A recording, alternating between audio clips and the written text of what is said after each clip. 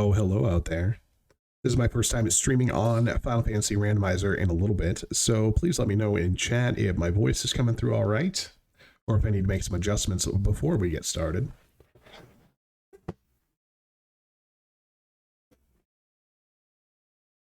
Excellent, that's what I like to hear.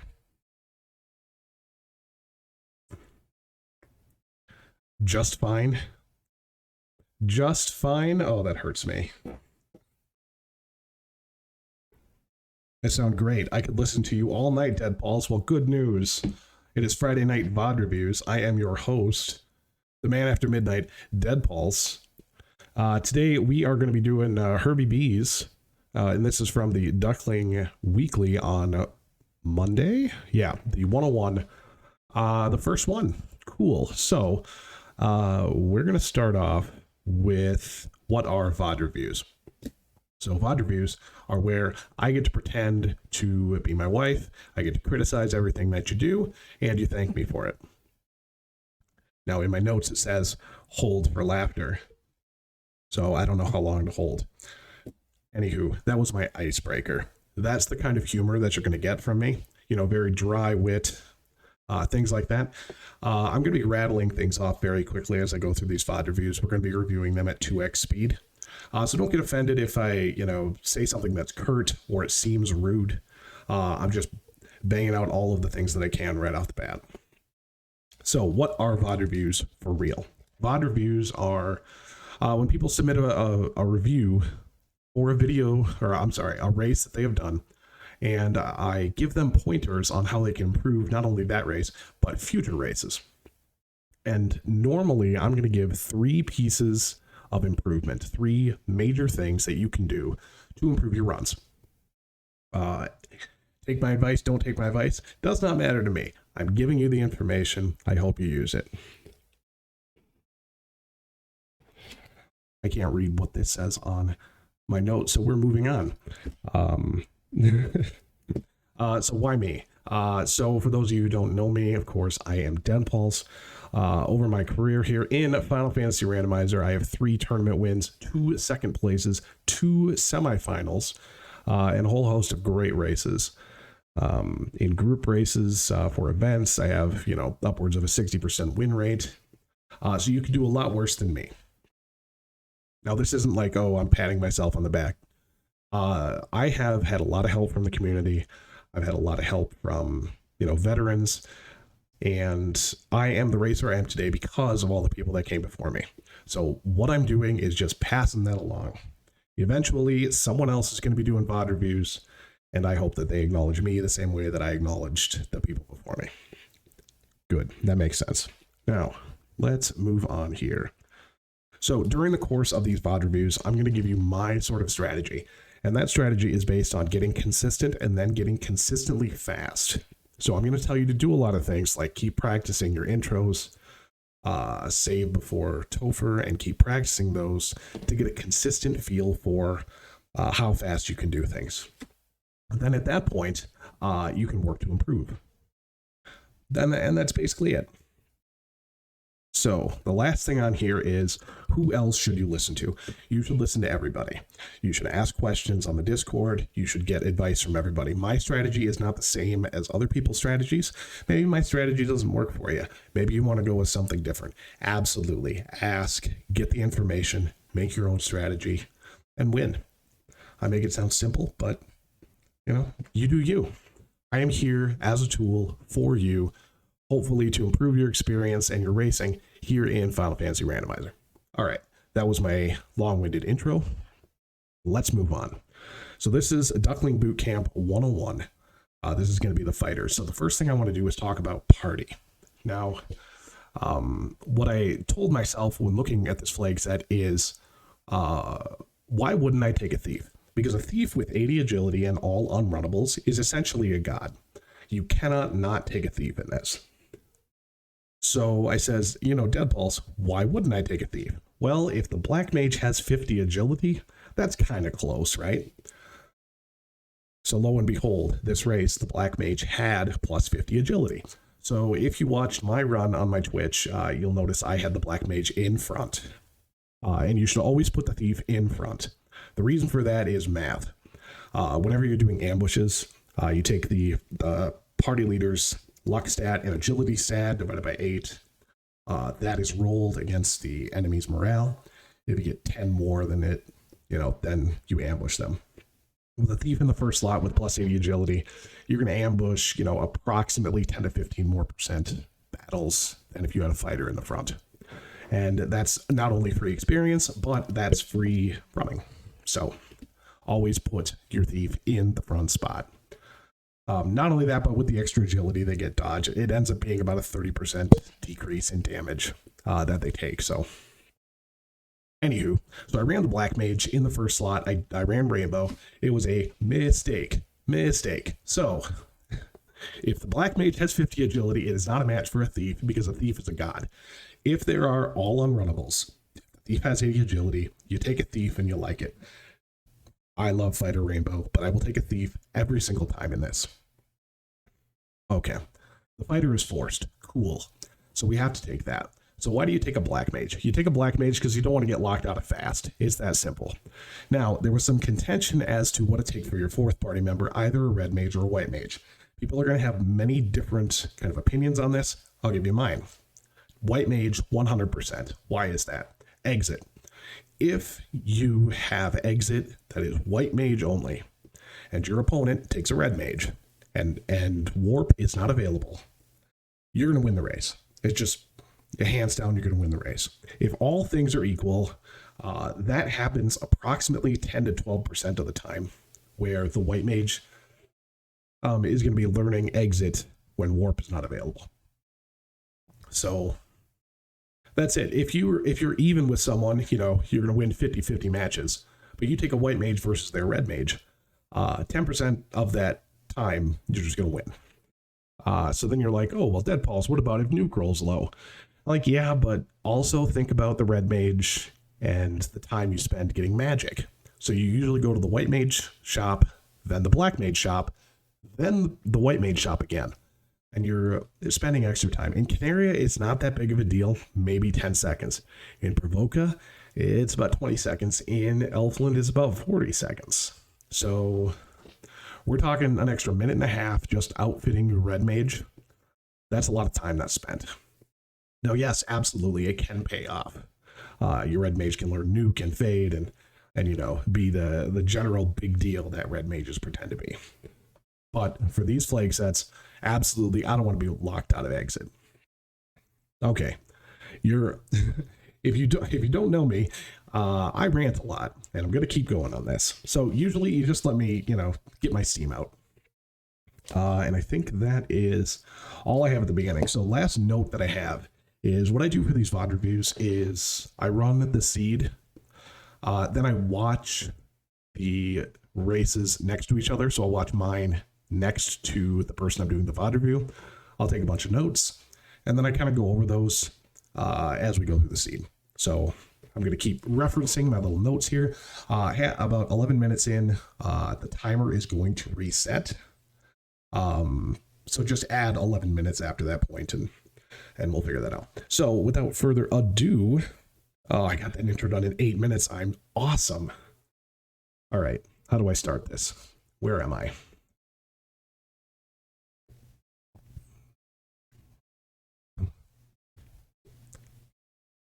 Let's go for it.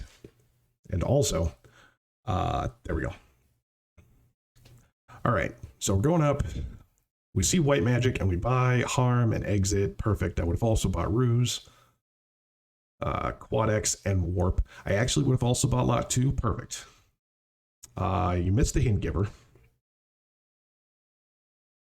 Here, it looks like, so you're spending a lot of time. Copper +5, you don't really need it. That's a lot of time spent right there. Armor is going to be double value, so if you find a chain armor or an iron armor that you can afford, absolutely. Weapon shop, you don't really need a weapon. Like, in all honesty, you're going to find better weapons, and if you're swinging with your Red Mage in the first 20 minutes, or your fighter in the first 20 minutes, there's something wrong. So now, these chests are kind of contentious, because if you have Exit, I absolutely endorse taking them. If you don't have Exit, I don't actually endorse taking them. It's And the reason for that is that mass mute is incentivized. You're not going to find a mass mute in those chests, and that's going to be the big thing. Now, all right, I know I'm going fast, but you should have waited with your 3 characters and then quad-X'd, because harm isn't going to kill Garland. Your little puny swing isn't going to kill Garland. Just wait, it'll save time. All right, so you do go back up here. You do get the hint giver. Perfect. You go over, check the shop. I don't like buying houses here. You should probably save your money just in case the shop item is in Provoca. You know, buy 1 or 2 houses. So then we talk about encounter manipulation. So there is, off the hard reset, not a very long run. You would have had to save 3 times, but it would have improved your run over here. You would have saved probably about 15 seconds just by encounter manipulating your way over. And over the course of the seed, that's going to be huge. So we can talk about encounter manipulation a little bit later. So now what I like to do when I go in here, when hint givers are on, is I go immediately over to the pirates. Now you're like, well, Dead Pulse, I only have Fade. I'm like, well, yeah, but that's good enough. Or Fade. I have Harm. I have Harm 1. Yeah, that's good enough. All right, we get the loot out of here. Beautiful. Absolutely. Stocking on tents. And heals and pures. Okay, so yeah, the wood shield, all right. I would have bought the iron 1 armor, and I would have made a mental note. You know, if I don't find gold bracelets, I can always come back and get those silvers. No, I absolutely bought a silver bracelet for my Black Mage, but that was because my Black Mage was in the front. Again, incorrect. All right. Lots of information going on. So don't, if you have to rewatch this to kind of get all of the information, like, I don't blame you. I talked very quickly and things might, you know, get lost in the shuffle. You left Provoca at about the 6-minute mark. That is about 1:30 behind me. Now, I don't expect you to be comparable to the veterans at this point. I'm just telling you for reference. I always endorse people to practice their opening couple of minutes where they take the same seed that they've run. They go to, they buy magic, they get the chest, they go to Garland, they go to Provoca, they buy all their magic, they kill the pirates, they stop, they try again. You want to see if you can get that time down, because that minute and a half over the course of 6 minutes, that's huge. And you can tell by any of my races that I obviously have practiced my opening. I traditionally get out of Canaria before people. I traditionally, you know, give myself a lead at the beginning.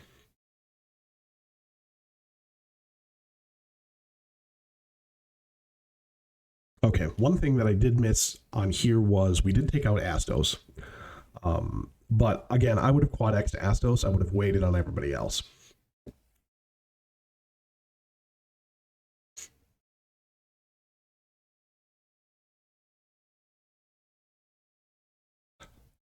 Yeah, Odrin, you should watch my run. It was a little scary, but at the same time, it was fine. It was fine-ish.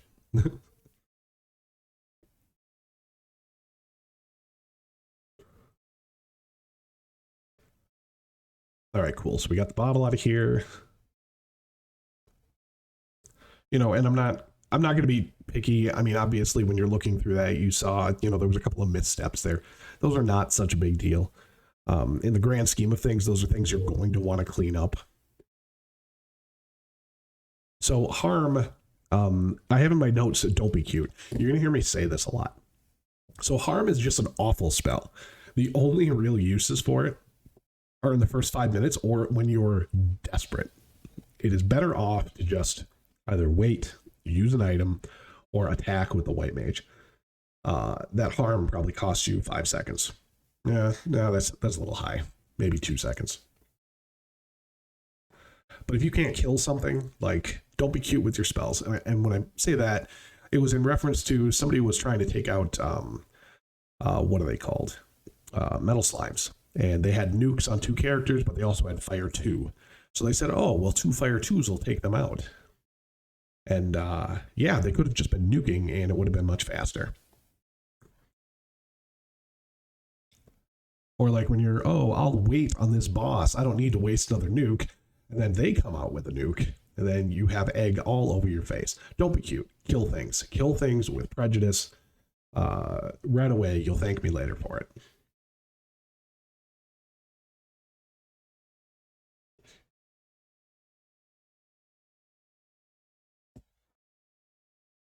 All right, so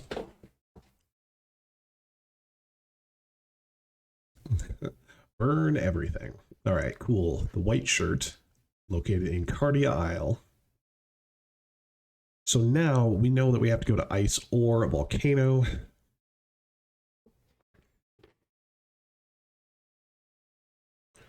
Again, this is another place that encounter manipulation is going to save you a lot of time. And we're going to talk about time in battle. So if you take a look on the left-hand side of the screen, you'll see the little, you'll see my little the Lua script, which I thank Herbie very much for using. And it is showing an updated time in battle, time in towns, and time in menus and time in shops. And we're going to go over that at the end. So yeah, same thing here. All right, good. You reset out. That's perfect. Excellent. Lots of resetting, but there was a lot of encounters in a row.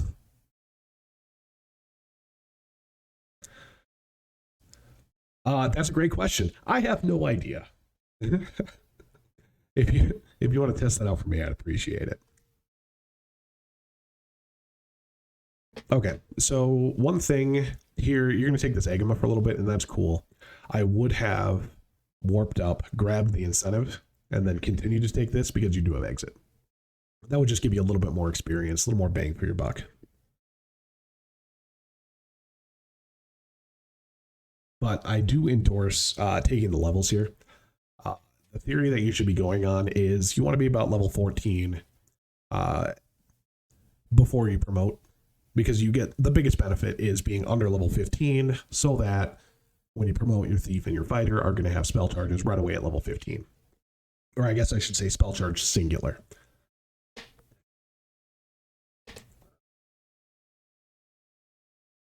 So that's good. That was pretty efficient. Well, we got the rod, so we still don't have a way to get out.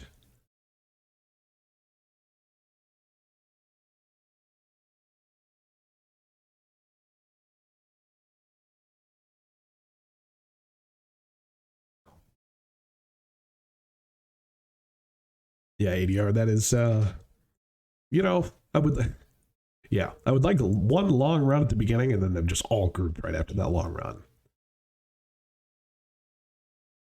But I can see the argument for having, 7 encounters right away. Okay, so this is kind of the danger that you're going to encounter with a flakes that such as this. When this place is incentivized, you may have to come here, and if you don't have nuke or you don't have any way to kill carry, it's going to be very dangerous. Absolutely take the EXPs. Just that was correct.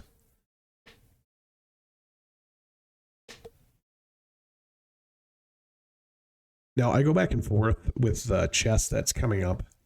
So yeah, take these EXPs, nuke, harm 4, perfect. That's a lot of experience.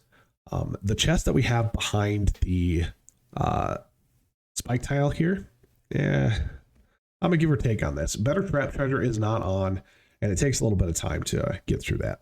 Now, what I would have done is warp out, then use my house, and then come back in, because you've used some charges of your spells.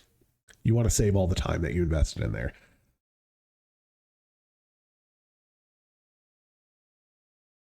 So that way, you didn't have to use Fire 3 there. You didn't have to use 2 harms. The battle would have been, over in, 20 seconds ago.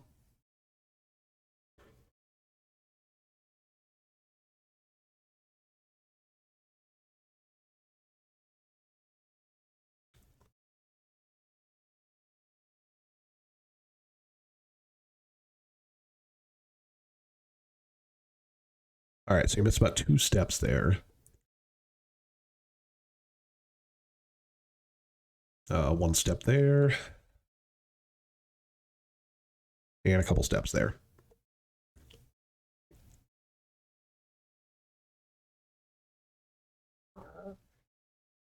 Another step. I don't like going to get these chests over here.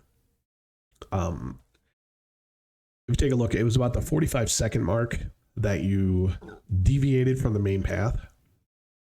So yeah, you grabbed 5 chests, but that took about 18 seconds. And my general policy is 3 seconds. If you can get chests in 3 seconds, they're worth it. However, we have a lot of things out of the pool. One of the ribbons is out of the pool. The mass immune is out of the pool. So imagine you have like 240 some colored balls in a little thing, and every time you open a chest, you get to draw one of those balls. So all the good stuff is colored pink, and all the decent stuff is colored blue, and then you have white, which is just gold or whatever. So the more incentives there are, the less of the cool stuff that are in there. The general value per draw of your chests is going to be low.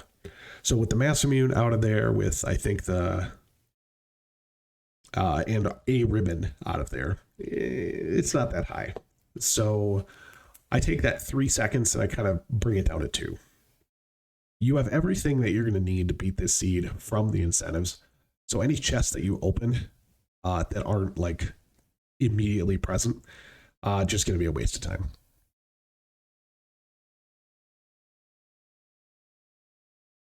But that was very good, and we still don't have the ship, so we have to run all the way over.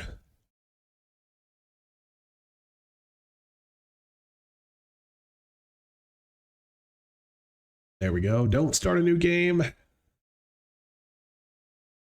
Oh no. All right, cool.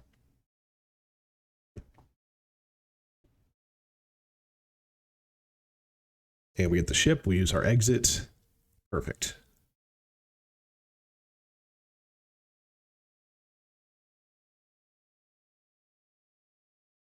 And we're out of here. So we can go one of 2 places. We do have the rod, so we can go to Earth Cave, or we can go to Ordeals.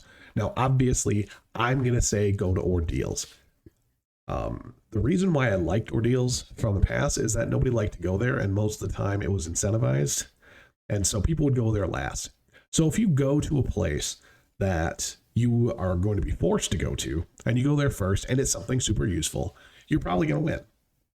So in this flake set, or in any flake set where you're going to have to visit every single one of these locations, then absolutely, yeah. Go to the ones that people don't like to go to. So now another reason I would have gone to Ordeals instead of Earth here. They're both incentivized, I know. However, you don't have a ribbon. And that's just scary. Like, wiping is the scary part. There are a lot of encounters in here, and yes, you have a thief. It's going to make it easier. But the last thing you want to have is 2 minutes invested into this and you're dead. Now, yes, you could get destroyed in Ordeals as well, and it's kind of a coin flip. You're going to have to come here anyways, but the hope is that if you can pull the floater out of Ordeals or the ruby, then you can come back and do all this at the same time. I hope that makes sense. Yeah, Ordeals is becoming a more popular choice. Okay, so I'm going to talk about that chest right there. That's a perfect example of a chest that I think you should ignore. It did pay off for you. Getting a katana +4 is amazing. So at that point, if I were looting chests trying to find something like that, I would stop looting chests from this point forward. You have found exactly what you want. Take the win. You pulled something beautiful out of that. You pulled one of the pink balls. There's not many pink balls left in there. All right, so we're taking a couple of levels here. That's fine. This is definitely a good place to grab those. I would not have specifically because I want those magic charges. But, take them for a couple of levels. Cool. Can't argue with that. It's one of the best experiences that you're going to get. All right, cool. You get the key. It gives you another turn in to do.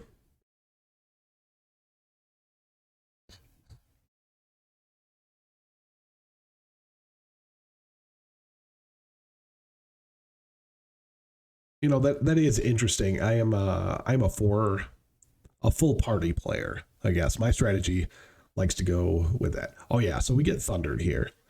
Uh, so this is one of those bad things that can happen, and it stinks. But this is pretty much what I'm talking about with, you know, not diving these dungeons before having ribbons or when you're going deep in here, because you're 2.5 minutes deep in here. You can't reset out. You got to keep going. You know, you got a flame sword, so you're probably going to get through this, but it just stinks. It's a huge time waste. And there's really nothing you could have done about it besides not going here. So now with these flake sets, you don't want to spend too much time doing stationary grinds. The experience is really high. Your goal level, like I always suggest having a goal level before you go into the seed, like a little plan. And for this, it's level 24. You want to have your party about level 24 across the board. And that's going to get you 5 hits on the master mune with the fighter. That's going to get you, I think, 5 hits with a katana, if you get it. And that's going to get you 3 casts of level 7 magic. But anywho, just doing a walking grind through Sky will get you those levels. Yeah, definitely moving the Thor hammer would have been, well, we got that. Okay, so this is perfect. We want to go back, res our party. Now, what I would have done is just res the white mage, come out, use the white mage life charges. And that's not because I don't like spending money. It's because it's technically a little faster.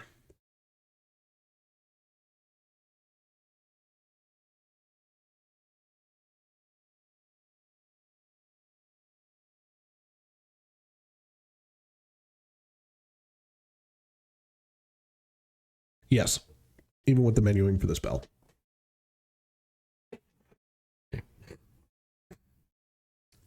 Well, let me rephrase that. If your execution is good, it is faster. If you have trouble, or if it's in a problematic location, like if it's a level 6 magic, it's not. But where it is, it's faster. And that's specifically because of the frame lag, the input after you res someone. There is, what is it? There's a specific amount of time that you cannot push any buttons or that does not accept inputs. That is not the case for life. And if you want to be really scary, you can just res your party members in battle as you're running away, because life in battle is on.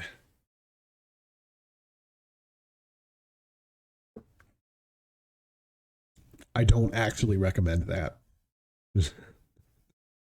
Oh yeah, I forgot. So I forgot to look down in my notes. I have that Earth sure was a humdinger.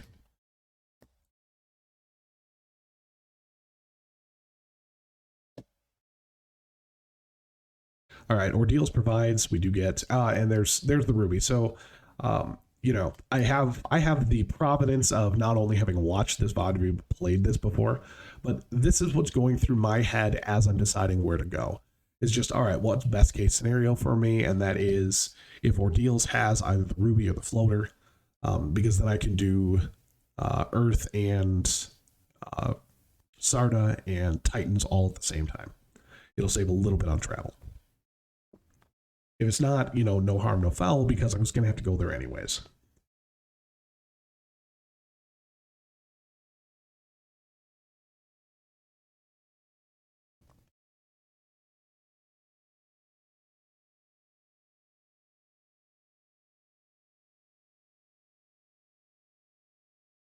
All right. Talking to Sarda. And we get the floater. Excellent.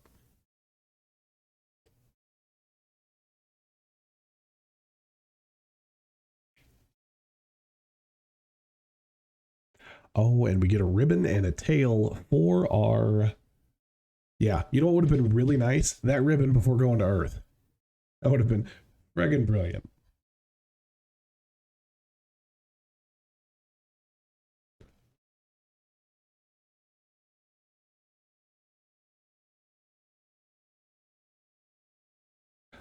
All right, so now we get into the real game, which is you have the floater. What are you going to do? So again, this is a perfect place for encounter manipulation. You could have done a hard reset, saved about 10 seconds there. Okay, oh, this is the perfect time to talk about hard resets and that, because we're kind of running around doing stuff. By the way, when you're getting the floater, if you plan on doing the bottle, click the bottle at the same time. It'll save you a little menu time. Okay, so let's talk about encounter manipulation. Encounter manipulation, here's how the encounters work. Imagine that every step that you take is on like a strip of 256. And there are, I think in this flag set, is it 6? I think it's 6.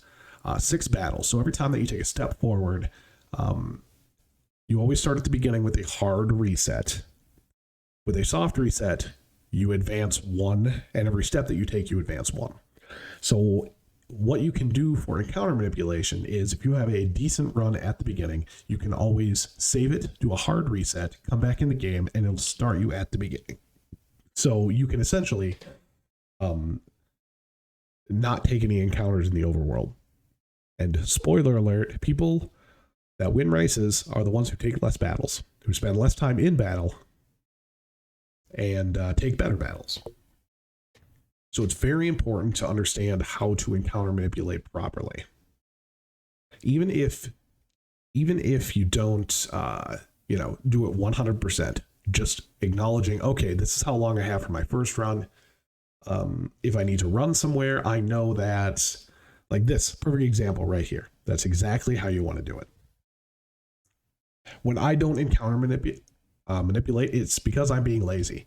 And now another thing that's important. What I do when I was just a little duckling, when I was trying to learn how to do stuff, I would tell myself, all right, everything that you do is for a reason. Say out loud what that reason is. And in my own channel when I'm streaming, you'll still hear me do that. And I'm like, oh, I'm grabbing these chests because I'm a loot goblin. Or, I'm going to grab these chests because I feel like it. They're not good reasons, but they're reasons. And I understand that. So in a race, I want to avoid like, oh, I'm doing this because I have to know what's in these chests. All right, so we get temper at level 7. Gross.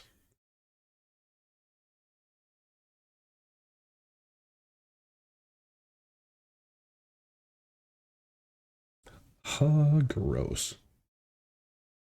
All right, we still have a couple of places to go. So this is nice. So we got that. Very good. This is the correct next one. Now, what you should be doing is I hope you take a couple of battles in here. Try to get yourself up to about level 24. 4 guards is a perfect battle to take. It gives a reasonable amount of experience. You can kill it with a nuke. You can even kill it with a lit 3.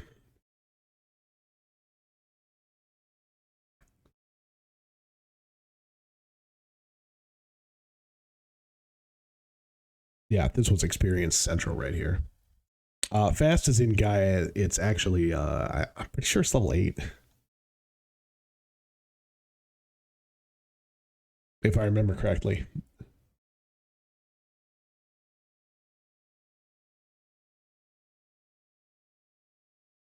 All right, so we are running down to the incentive. Mass beam +4, amazing.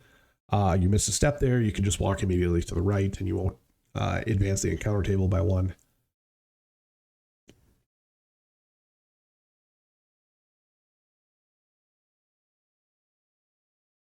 Now with a full screen of these, this is another good fight to take. Decent experience if you have nuke and fade.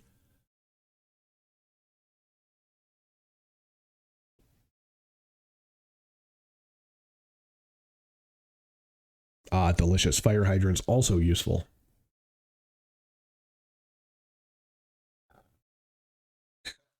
Left and up. I always do left and up. Okay, other things to talk about. What I suggest for people also is to watch your races next to other people. All the people in these are going to be streaming. So yeah, load up mine, load up someone else's, and watch yours back to back, and you can kind of see where you're either losing time or gaining time on them, and that can usually help. with what you can do. So a little spoiler alert, what a lot of people hit is kind of a brick wall in this game where you've been playing for, 2 to 3 months. You're like, people are still, 7 minutes, 4 minutes ahead of me. I don't understand what's going on. So getting over that hump can be trouble, but as soon as you figure out, okay, this is what's happening, like this is the one major thing that I'm doing wrong, your times improve, almost instantly, and you're there. All right, so we're level 21 and 23 on that fighter. That's reasonable. We have 2 casts of temper. We don't have any fast, but meh. Now, one other thing about this flag set had 100% scaling. So you're not going to see 100% scaling pretty much ever. So this is vanilla scaling on these bosses. So we know exactly that Chaos is going to have 200 or 2,000 hit points. We know that Lich 2 is going to have, 500 and so on and so forth. So fast becomes less required the lower the scaling is.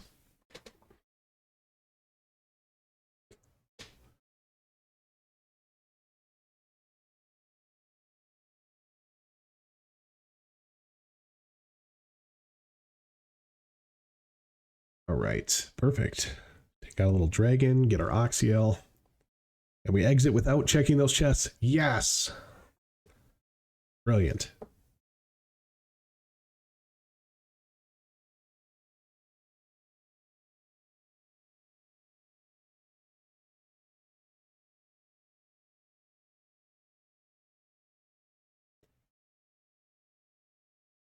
All right, we buy the crystal.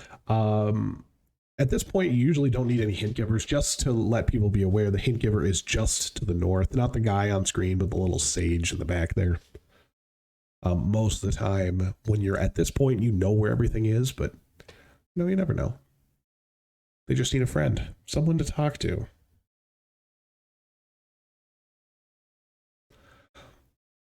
Oh yeah, with this kind of scaling, you don't really need. Okay, this is one thing I'm going to rant about.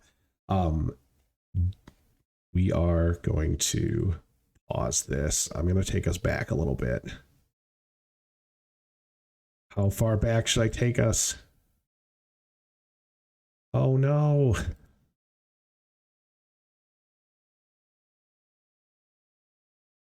Whatever. We're going here. There's a correct path to take up, and what I used to do the exact same thing, and that is to hang on the right hand side.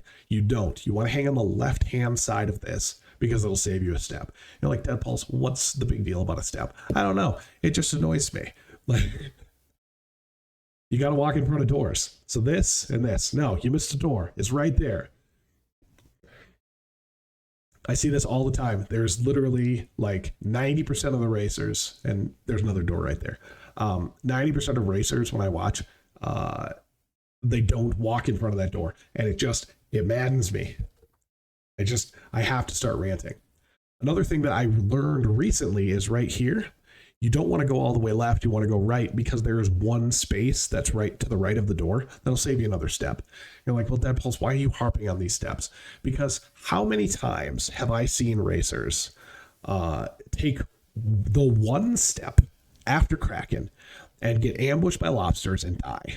Like, it's heartbreaking. People forfeit and they toss their computer out the window.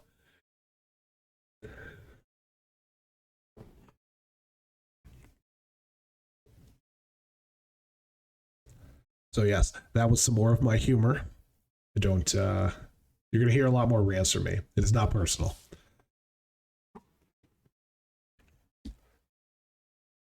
So now what you should be doing is every race, you should intentionally not take the path that I said, because it will just drive me bonkers. Okay, perfect. So we are at, with the 11 minutes, about the 1 hour mark getting in Temple of Fiends. This is very good. Now, the target time for veterans on this flag set is going to be between 50 minutes and 1 hour. So, you're right there. Oh, thank you. And hello there, Windfox.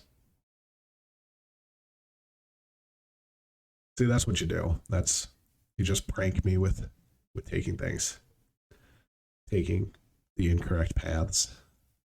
Like there are not a lot of things in this game that are, concrete. This is what you do. But pathing is one of them. So yeah, all the things that I'm telling you, you could ask everybody in the community, and chances are you're going to get a bunch of different answers. But pathing, it's a mathematical. This is what takes the least amount of steps. So improving that, is always a plus.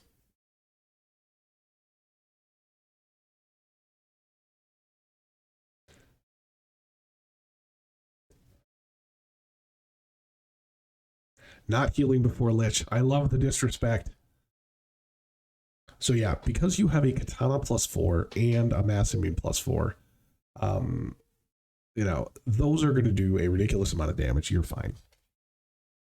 So you don't need new casters to know how to rock.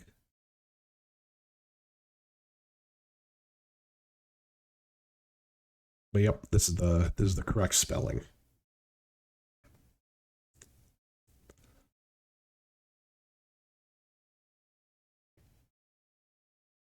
All right. And of course, like this is one of those. So you missed only like 2 steps there. That's fine. Well, it was 4. But who's counting? That's me. Oh, geez. Oh, geez. Oh, my God. Kraken. God bless America.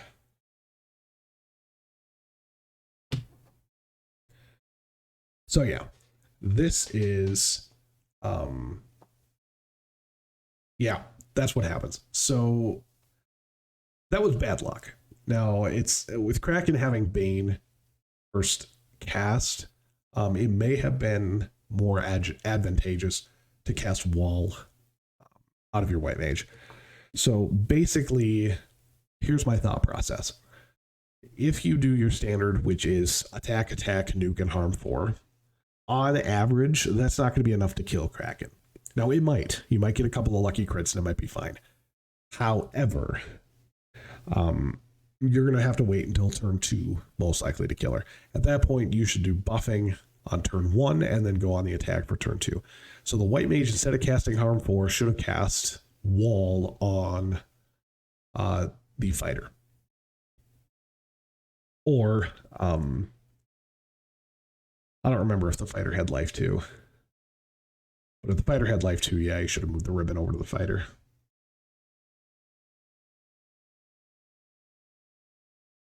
Oh, he does have a ribbon? Things happen.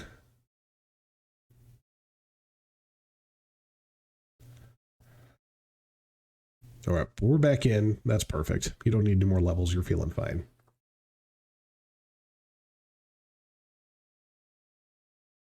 Now, another thing that I'm going to note as you're finishing this up is that everything that I tell you about this is flag set specific. So the reason why the Thief is such a god in this is because they're all unrunnables. You don't need to worry about, oh, am I going to have enough nukes to get through Temple of Fiends? Can I waste nukes on bosses? Or am I going to need them for the unrunnables that I hit? As soon as you start getting unrunnables, there might be unrunnables in the Duck Derby week 1. You have to worry a little bit more about spell conservation.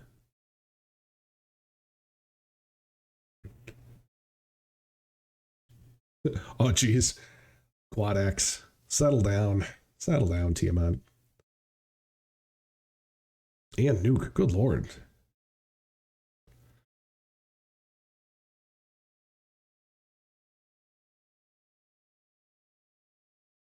Okay, let's see how you do the Chaos battle. You're all healed up.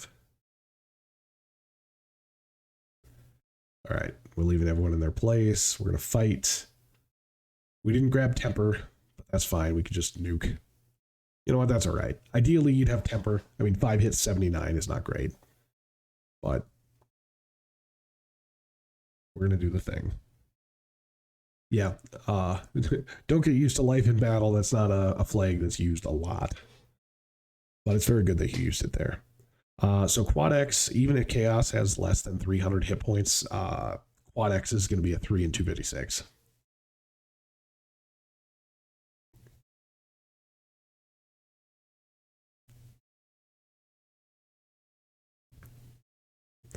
All right, there you go. Cool. GG's.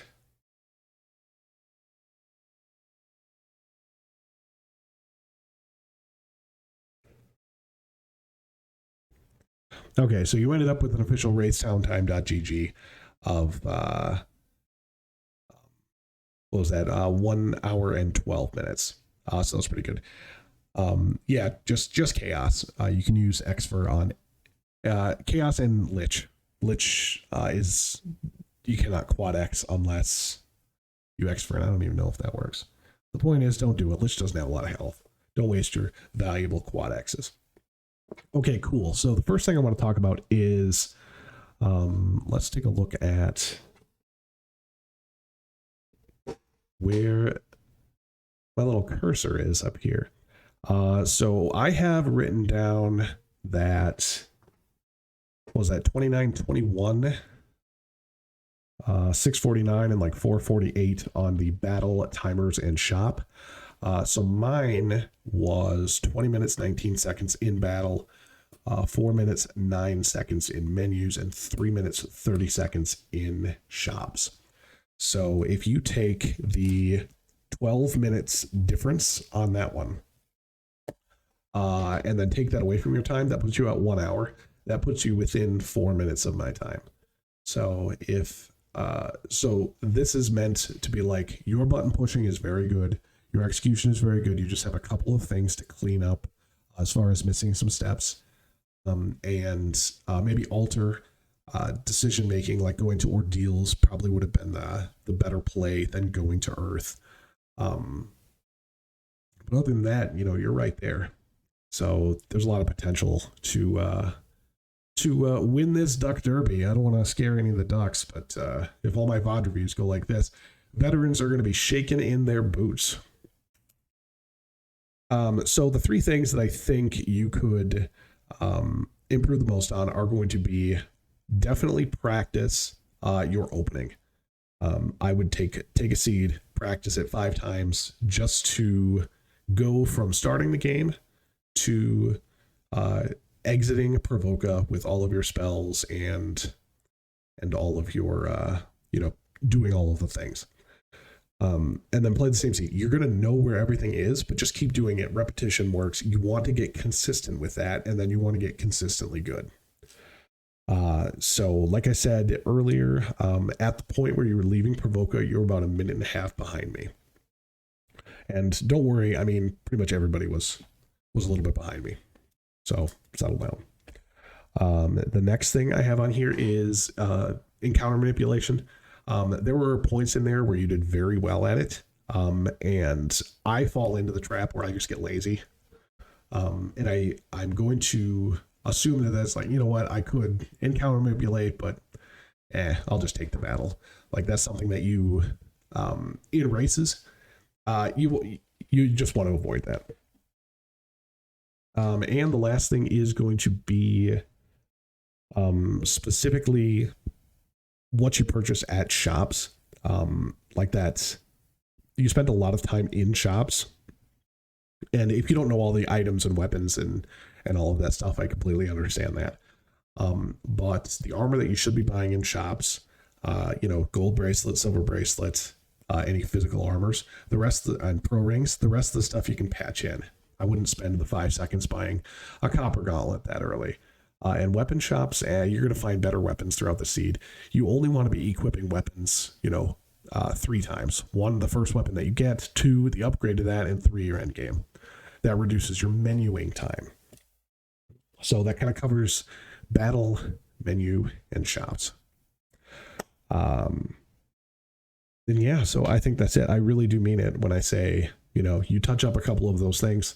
The next thing you know, you're within 3 minutes of me, and you have a ton of room to get that improvement. So I appreciate you sending me the VOD to review.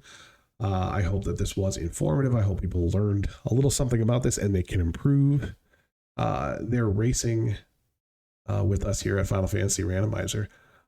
If you want your VOD reviewed, you go ahead, you either send me a message or you post it in the Final Fantasy Randomizer Discord. I will get to each one of them over the next 6 weeks, including some on Friday nights on Final Fantasy Randomizer with the Man After Midnight Deadballs. So that was a lot of talking. We had fun. I know I had fun. So again, thank you, Herbie B, for putting yourself out there. I know that it's some people may find it uncomfortable. I know the first time that I got myself a VOD review, I was nervous AF. So good times. Thank you all for watching. And yeah, if you have any other comments or anything, you go ahead, you post in the VOD reviews. If there's something I missed, if there's something that you saw that could be improved on, go ahead, send it over there.